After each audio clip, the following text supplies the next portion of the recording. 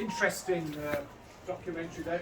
Didn't really concentrate too much on the global warming, very much more focused on, by the look of it, on the cost of living. Anyway, we now do have Stuart, who's going to, from Greenpeace, who's going to speak to us to follow that up. Thank you. Thank you. Good afternoon, everyone. Thanks for coming along today. And I hope you, enjoy is probably the wrong word, but I hope you enjoyed watching that short film about the cost of living crisis. And you might wonder why an organisation like Greenpeace is talking about the cost of living. And I think really for two reasons. One, as we're going to see, as I'm going to talk about in a minute, there is a direct link between the challenges we have with the cost of living and the environmental crisis. The two are very much interlinked. And the other is that, much like many other charities at the moment, we're seeing the effect this is having on people, and really want to do what we can to support people as well. So I'm going to start with a little bit more about the cost of living and then move on to the environmental components about that.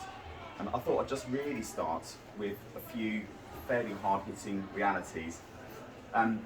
It's estimated that the impact of the cost of living will cost each of us an average about £1,100, and I think that's probably an underestimate actually, because our energy bills are going up by that much anyway, on top of the inflationary prices we're dealing with.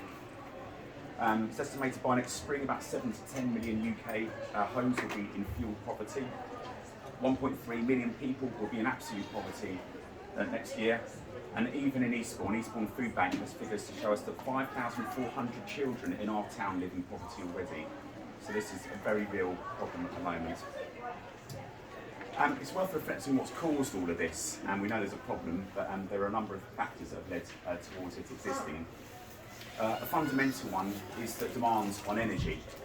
When we were going through COVID and everyone was in lockdown, we weren't travelling around much, businesses weren't operating in the same way, so the demand on energy was much lower.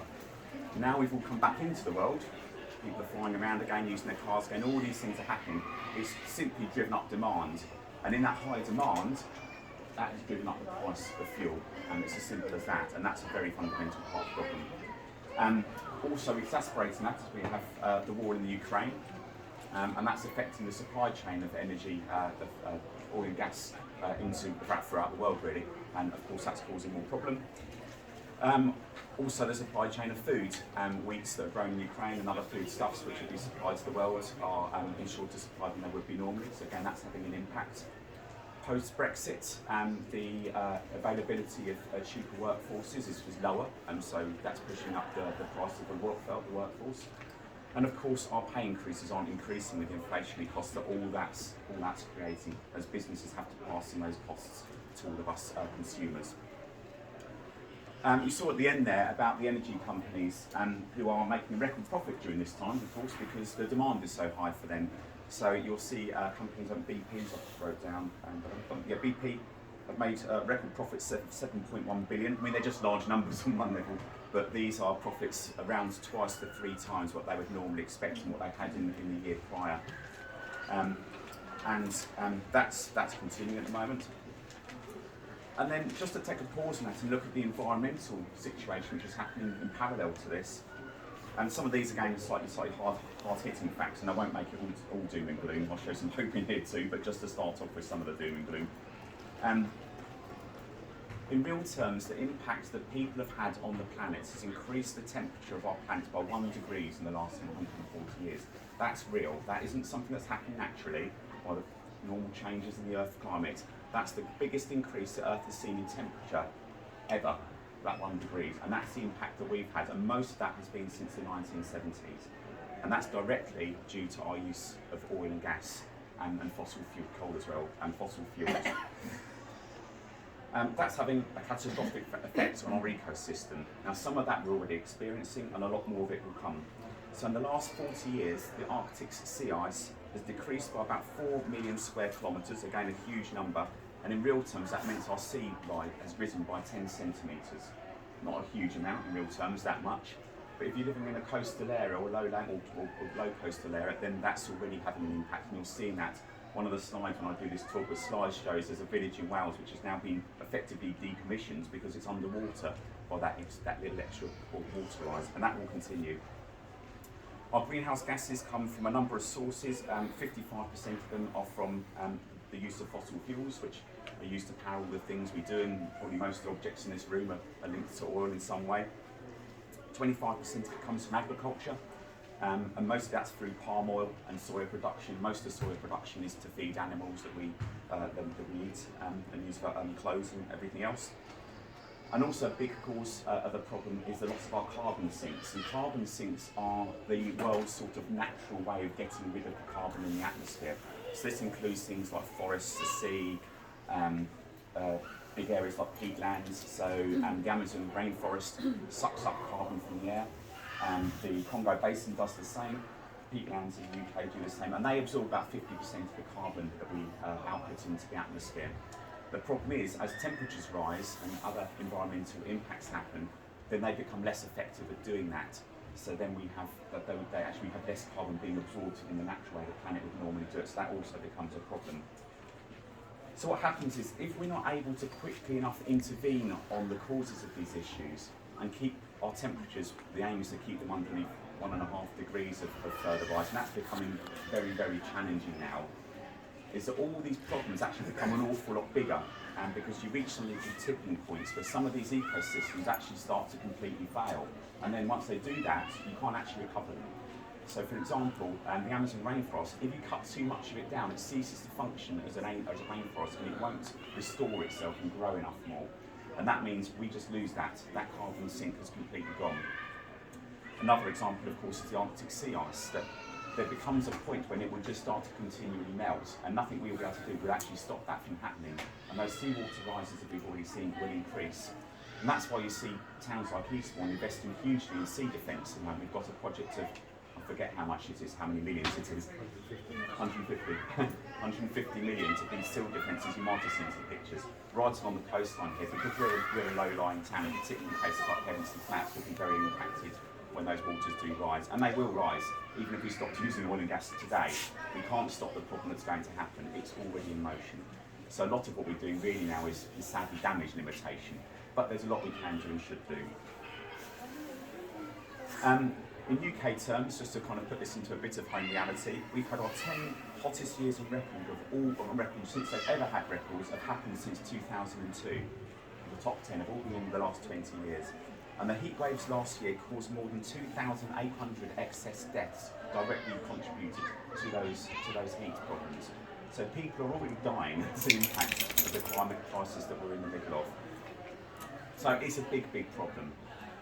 So what's been done about all this? So going back to the energy prices and cost of living, so we're getting £400 back to help with our bills, and you'll have seen that probably coming in for your energy companies. I get an alert from Bold one with Octopus.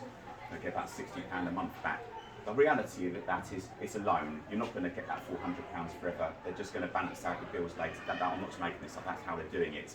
They'll just chip a bit more in later, so we'll ultimately pay back the £400 that the Economist is giving us at the moment. There's also been this much publicised windfall tax on the energy companies. Their excess profits amounted in the UK to about 11.6 billion.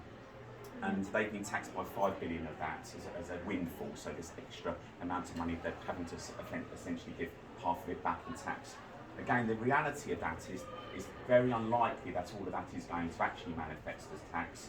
And at the same time as the government's taxed, so taking money one hand, they're kind of giving back with another. So they've hugely incentivised the energy companies to continue to build power stations and the likes. You've seen just in the last few days, incredibly, a new coal plant being commissioned, and they're getting tax breaks about 80% of putting these things in. So essentially the money that they've been taking away from them is essentially being given back to them in tax in other ways. So it's not a real tax, it's kind of it's giving one and taking with the other, as I say. So what can actually be done that would be perhaps a bit more helpful than these things which aren't really addressing the problem? So the big one is renewable energy, of course. And in the UK, we're very, very well set up for renewable energy. So we have wind, we have wave, and we have solar. And so as an island, we've got lots of things which we can tap in to create renewable energy. Solar power is the cheapest form of energy that can be produced and the quickest to install. It's 9 times cheaper than gas. And moving ourselves from renewable energy away from oil and gas would create an estimated 150,000 new UK jobs, which would be the equivalent of us building 6 nuclear power plants. So it's very good for lots of reasons. Now the good news is that we've already done a lot. So since the 90s, 1990 actually, the UK has moved from being wholly reliant on fossil fuels and nuclear to being 50% of our energy coming from renewable sources already. So we're actually doing really quite well. We just need to kind of ramp that up. Now the other big one, one of the ladies in the film mentioned, is about the energy efficiency of homes. Now we have got some of the least energy efficient homes in Europe. Only 1.8% of the new build homes reaches top energy efficiency levels, let alone all the drafty cold houses like the Victorian one I live in Old Town. Upgrading the energy efficiency of our homes is the single cheapest and best way of getting us back on track with where we are with the energy crisis and cost of living crisis. It's estimated that we've moved all our homes to energy C rating, so a higher level rating, would be the equivalent of the output of 6 nuclear power stations, creating 140,000 new jobs and boosting our economy above that 10 billion by 2030. So really good, always, if you look at it, good for us, good for the economy, bring money into the country, all of that stuff's going to be really good. And the cost of doing that, so again, it was budgeting, it was in small print, so you probably didn't see it if you were sat at the back. The actual real cost of doing that is about 1/3 of the excess profit that the energy companies have made. The excess profit they've made, 1/3 of that would pay for all of our homes in the UK to be made that energy efficient. It's incredible. Simply to take that money from them and put it into our homes, we would do an awful lot of good. I'm almost there, and a little bit about, so what are we all doing about this? So, and Greenpeace, we are doing something. So we're doing things like this, so we're organising talks and raising awareness, which is a large part of what we do as an organisation. We do a lot of research to see what these problems are and how we tackle them. We did a few things up in government, so we went to the Tory party conference and put a banner up there and just to raise some awareness. We went up and occupied Parliament. Evie Sier at the back was there. You see the photos and that. We dropped on the Russian oil tankers coming in, and the protesters that were taken to court over that were let off because the war was seen as an act of terrorism and therefore it was a legitimate response to that. We're running lots of petitions as always, and the main 4 things which we're lobbying government for at the moment is to provide energy support to those that need it most, help to upgrade home insulation, which we just talked about, and invest more in cheap renewable energy to free us from oil and gas. So those things, there's a petition up there at the moment for. So do sign those petitions, they do make a difference. I've been doing Greenpeace stuff for 10 years. Every campaign I've worked on, we've seen that have some kind of impact. Where can you get help from? Citizens Advice. If you're struggling, they're good and they will help you access support to pay your bills. And if you're struggling and haven't paid your bills and having trouble, again, they will help you with that. And there's loads of good organisations. One I'll just call out because people don't seem to know about it. It's called Energise Sussex Coast. They provide a free service. You can call them up and over the phone they'll do an energy efficiency thing about your home, and they send you things like energy efficient light bulbs and insulation that you can install all for free, and they run workshops and stuff as well. I've used them, they're really, really good.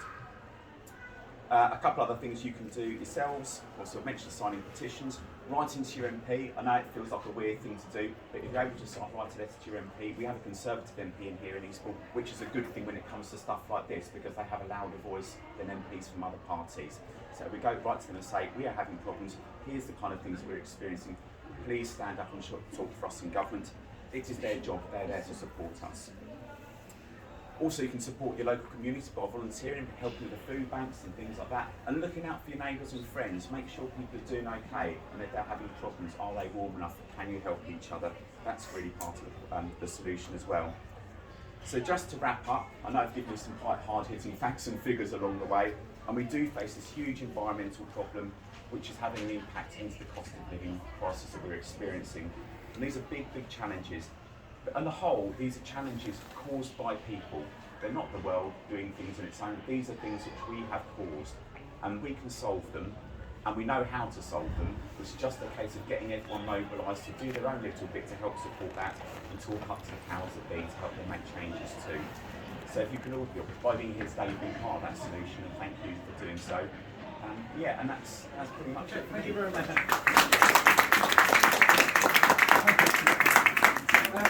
If I could ask our 4 panellists, and Stuart as well, if you want.